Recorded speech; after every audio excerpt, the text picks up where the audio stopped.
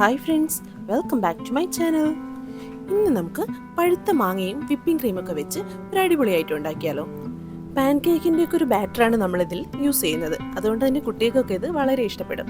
ഇതിൻ്റെ പേര് mango creep role അല്ലെങ്കിൽ മാംഗോ പാൻ കേക്ക് റോൾ എന്നൊക്കെ പറയാം. അതിനാദ്യം തന്നെ വേണ്ടത് ഒരു പഴുത്ത മാങ്ങയാണ്. അത് നല്ലപോലെ തീരെ ചെറുതായിട്ട് ഇതുപോലെ കട്ട് ചെയ്തെടുക്കാം. നല്ല മധുരമുള്ള മാങ്ങ എടുക്കണം കേട്ടോ. ആദ്യം തന്നെ റോളിന് വേണ്ടിയിട്ടുള്ള ആ ഒരു ബേസ് ഉണ്ടാക്കാൻ വേണ്ടിയിട്ടുള്ള മാവ് തയ്യാറാക്കിയെടുക്കാം. അതിനുവേണ്ടി ഒരു 1/4 കപ്പ് മൈദയും 1/4 ടീസ്പൂൺ ഉപ്പും നല്ലൊരു കളറിന് വേണ്ടി ഒരു ഡ്രോപ്പ് യെല്ലോ കളറും 1 ടീസ്പൂൺ വാനില എസൻസും കൂടെ ചേർക്കാം. ഇനി ഈ മാവൊന്ന് കലക്കിയെടുക്കാൻ വേണ്ടി ഒരു മിക്സിയുടെ ജാറിലോട്ട് 2 മുട്ട, ഒരു 3 ടേബിൾ സ്പൂൺ പഞ്ചസാര, മധുരത്തിനനുസരിച്ച് കൂട്ടിയും കുറച്ചും എടുക്കാം. ഒരു 1/2 കപ്പ് പാലും കൂടെ ചേർത്ത് നല്ലപോലെ അടിച്ചെടുക്കാം. ഇത് നമ്മൾ എടുത്തു വെച്ചിരിക്കുന്ന മാവിലോട്ട് ഒഴിച്ചു കൊടുത്ത് നല്ലപോലെ മിക്സ് ചെയ്തെടുക്കാം. കട്ടയൊന്നും ഇല്ലാതെ നല്ലപോലെ കലക്കിയെടുക്കണം. മാവ് നല്ലപോലെ ലൂസായിട്ടാണ് വേണ്ടത്. അതുകൊണ്ട് തന്നെ ഇതിപ്പോൾ കുറച്ച് ടൈറ്റായ പോലെ ഉണ്ടെങ്കിൽ വീണ്ടും ഒരു 1/4 കപ്പ് പാലും കൂടെ ചേർക്കുന്നുണ്ട്. ഓരോരുത്തരുടെ മാവ് നോക്കി അതിനനുസരിച്ചുള്ള പാല് നമുക്ക് ചേർക്കാം. കട്ടയൊന്നും ഇല്ല എന്ന് ഉറപ്പ് വരുത്താൻ വേണ്ടി ഇത് ഒരു അരിപ്പയിലൂടെ നമുക്കൊന്ന് അരിച്ചെടുക്കുന്നുണ്ട്. മാവ് ഇതുപോലെ നല്ല ലൂസായിട്ട് തന്നെയാണ് വേണ്ടത്. ഇനി ഒരു പാൻ ചൂടായി വരുമ്പോൾ ഒരു തവിയിൽ മാവ് ഒഴിച്ച് നല്ലപോലെ ഇങ്ങനെ കറക്കിയെടുക്കാം. തവി വെച്ച് കറക്കണ്ട കേട്ടോ, അപ്പോൾ ആ ഒരു ഷേപ്പ് നല്ലപോലെ കിട്ടൂല.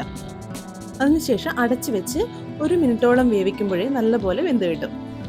എന്നിട്ട് ഇത് പതുക്കെ ഇളക്കിയെടുക്കണം. തീരെ നൈസായതുകൊണ്ട് കീറിപ്പോകാനുള്ള ചാൻസ് ഉണ്ട്. പതുക്കെ എടുത്ത് മാറ്റിവെക്കാം. അതേപോലെ ബാക്കിയുള്ള മാവെല്ലാം ഇതുപോലെ ചുട്ടെടുക്കാം. ഫ്ലെയിം ഒരുപാട് കുറഞ്ഞു പോകാനോ അല്ലെങ്കിൽ ഒത്തിരി കൂടി പോകാനോ പാടില്ല.